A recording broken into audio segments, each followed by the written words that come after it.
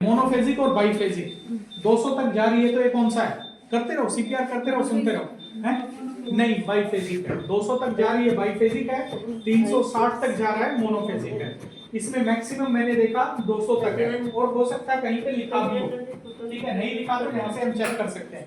तो 200 है तो मैं कंप्लीट 200 नहीं दूंगा, उससे नीचे जाऊंगा थोड़ा सा। मैं जाऊंगा, सपोज करो 150 चला गया, 140 चला गया, लेकिन मैं अभी चार्ज करूंगा सिर्फ 200 करंट डाला गया किसी को। तो मैंने कितना चार्ज कर लिया, सेलेक्ट कर लिया एनर्जी 140। इधर आके देखो सिस्टर, सही दिखेगा। कितनी चार्ज सेलेक्ट कर ली एनर्जी?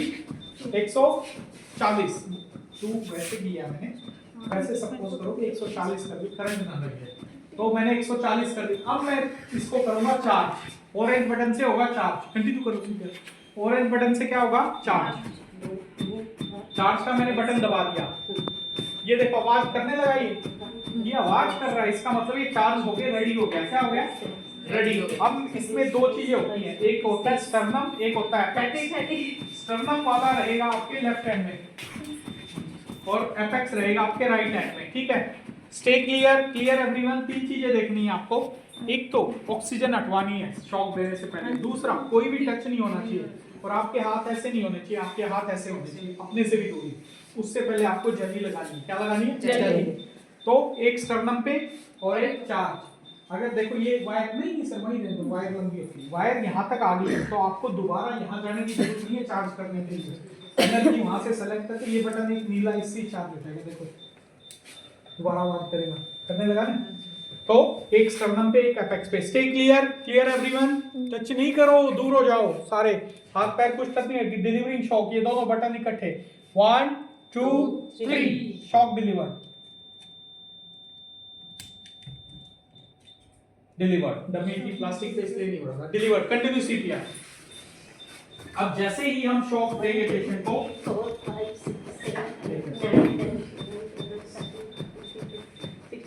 जैसे ही हम पेशेंट को शॉक देंगे, शॉक देने के तुरंत बाद यहाँ पे कुछ चेंज आएगा। अब देखिए हार्ट रेट पेशेंट की कितनी थी पहले, अब कितनी आ गई? कितनी आ गई? 60 आ गई। तो पॉसिबिलिटी है पेशेंट हमारा रिवाइव हो गया। क्या हो गया? रिवाइव हो गया। अब हमें कैसे पता चलेगा पेशेंट रिवाइव हो गया? Very good, pulse. तो मैं कहूंगा रुक जाओ, पल्स चेक करते। Check the pulse. आंखें कहाँ पे रहेंगी? आपकी कहाँ है? नहीं थी। यस करो sister, this is the way to check the pulse. ये ऐसे रहेंगी। 1 2 3 4 5 6 7 8 9 10। 10 सेकंड में मुझे पल्स मिल गई पेशेंट की। कितनी बार? 10 बार। तो टोटल पल्स पेशेंट की कितनी होगी? 60 होगी। पेशेंट की पल्स कितनी आ रही है? 60। इसका मतलब पेशेंट का हार्ट वापस आ गया। क्या आ गया? पल्स आने का मतलब क्या है? पल्स कहाँ से पैदा होती है? हार्ट से। इसका मतलब हार्ट वापस आ गया।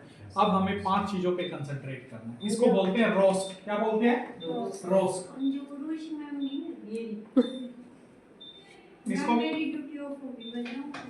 इसको हम बोलते हैं रोस्ट। क्या